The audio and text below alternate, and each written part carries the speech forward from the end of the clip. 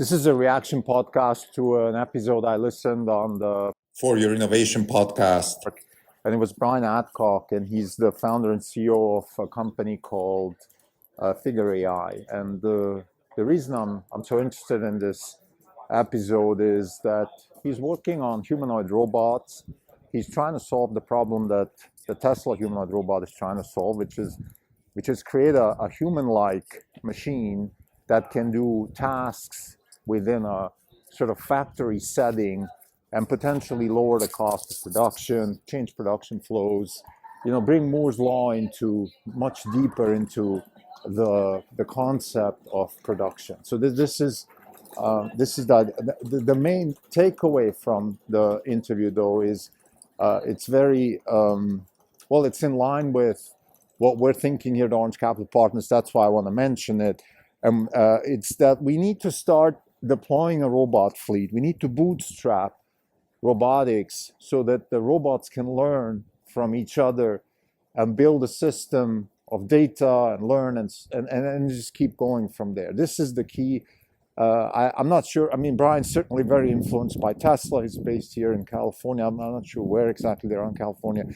So there's a lot of overlap here, and it's very refreshing to see that. It's refreshing to see people in academia like Sergey Levin talking about this bootstrapping necessity.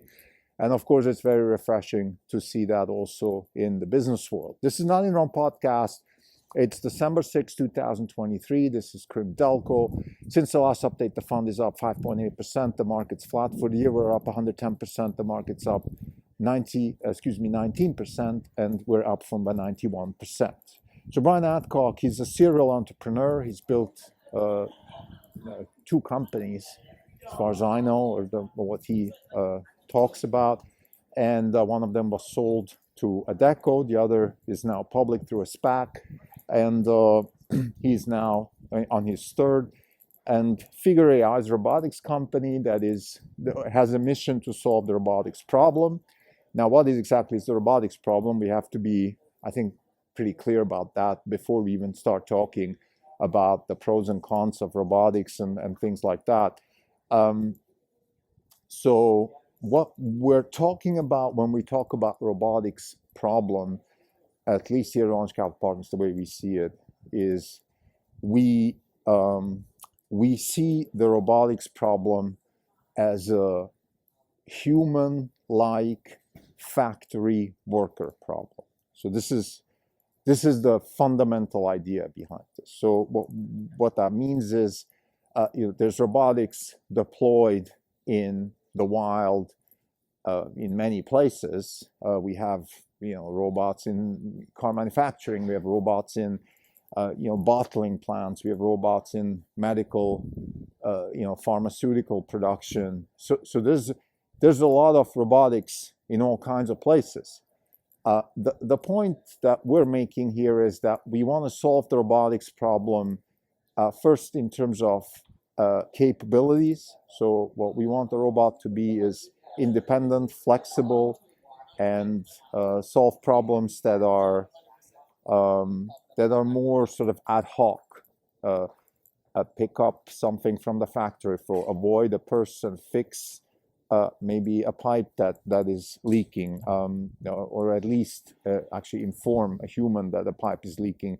So be a little bit more flexible, have a good perception of the world, understand what is around you, and then, start performing tasks.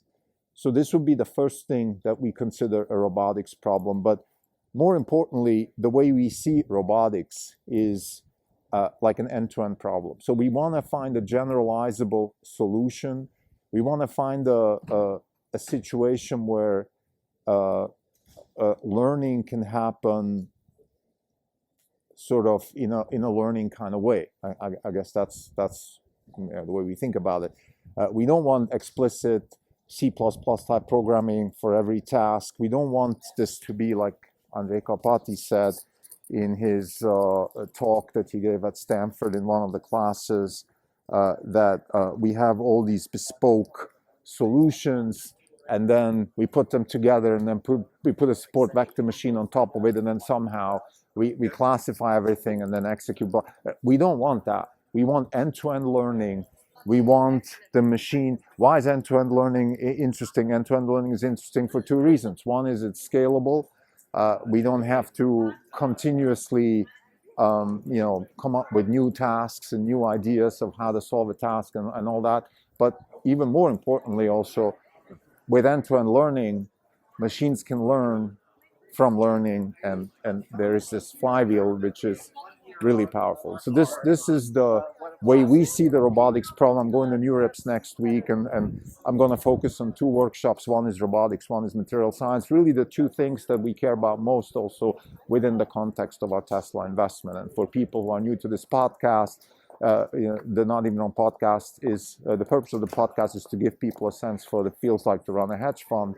And my sabbatical here at Stanford is hopefully inspiring people to not just educate themselves and keep educating themselves and all that stuff, which is great, but also this is part of the job. I mean, this is how this business works. You can't have you can't be making money in the markets by investing in fundamentally new concepts and engineering practices without finding some sort of edge. You need some sort of edge, and the edge that I'm trying to find here is to see where technology, science, and entrepreneurship, where that Venn diagram comes together, and timing also. Very often timing, it's all about timing and all that stuff. So in this case, that is very paramount too. So why is this particular episode worth me making a reaction episode? Like I said in the prelude, what I found most interesting is the idea that we need to bootstrap our robotics fleet. This is something I'm going to take to NeurIPS next week. The questions will be about bootstrap. Bootstrapping is really key. There's a lot of ideas of how to do this. Some ideas, maybe not a lot. One of them is offline reinforcement learning. Then we have imitation learning.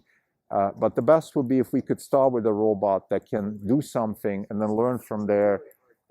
Maybe the robot can mimic other people on the factory floor. Maybe we could have teachers, personal trainers, like Fei Li's working on Mimic Learn, for example.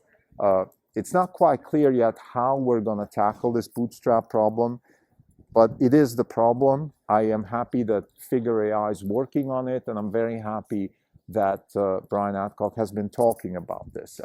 Another important thing for bootstrapping is hardware. We need actuators, we need batteries, we need robots that don't break as much. So those are the kinds of things that Tesla's working on. I spoke about this also in the context of Tesla. I spoke about this in the context of Call 23 and also in the Bay Area Learning, BARS, I think was the robotics conference here at Stanford. So this is key, okay? We can't have these bespoke, super expensive robots that break all the time. That's not going to scale. We need robots that are cheap, low cost, and that can, be deployed and fall and make mistakes and all that kind of stuff. This is key, at least for the big, how are we going to bootstrap this, right? We need to have the algorithms, we need to have the hardware, and we need to have low-cost replaceable hardware. This is also absolutely key, and Figure.ai is also like the Tesla humanoid robot. They are also developing their own hardware. It's necessary, but it's also very interesting to have this vertical integration. It's going to open new capabilities. It's going to open new workflows. As far as I know, there's no actuator engineering major yet in any kind of top engineering school. There's no robot battery development. There's humanoid robots are not really focused. Look, there is aerospace engineering in most schools, right? Aerospace engineering didn't exist in 1900, I assume, because there was no aerospace. So you had to develop fluid dynamics for wing development. You had to develop fuel systems, engine systems. The same with robots. Like you're going to have all kinds of problems to solve. Like I said, one of the things is you want this thing to be a little bit you want some plasticity, like maybe ideally if the thing falls down, it regenerates itself. I mean, that's an option. So regenerative growth. Can we get bio-inspired here, develop tissues that regenerate, maybe artificial tissues, batteries need to last. You want this thing to work 20 hours. I mean, Brett in his talk with FYI podcast, he talks about a 20-hour robot that maybe needs 4 hours for charging. What about maintenance? What about downtime? How long does it take to charge? Can we have batteries that last? Maybe the thing can be charged continuously. Doesn't even have to charge. So maybe we don't even need batteries. That's another option. So we can charge through the floor, that kind of thing. So there's optionality in many different perspectives here. And I think the vertical integration, the workflows are really interesting. I think opening up really new avenues, and we have the whole AI side of things, which is the field that I'm working on right now. So how can we actually have an end-to-end learning pipeline? It's not a once for all type situation. We have large language models now which help with semantic orientation. Then we have the low-level skills that need to be taught. We could have a potential transformer architecture for multimodal. That's another option. So there's a lot of avenues, and I think robotics to me is very interesting. I don't know if it's the next frontier. Some people, if I look at, let's say, what Fei Li's doing, she's in that field. Some of the most interesting people, in my opinion, Peter Beal, Jitendra Malik, and Sergey Levin, all of them are working in these, Shuren Song here at Stanford. Those are interesting problems, and not that other parts of AI are not interesting, but this is definitely intriguing. So to summarize, Reaction Podcast, Figure.ai is a company which is in the business of developing humanoid robots.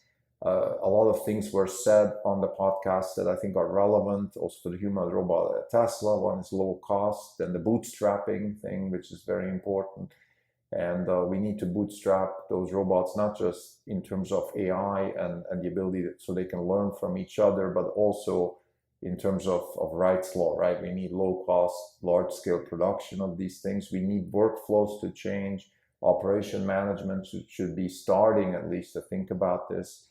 This reminds me of a seminar I just recently attended at Stanford, where somebody was talking about incorporating AI in the healthcare system. But what they're talking about is more things like radiology.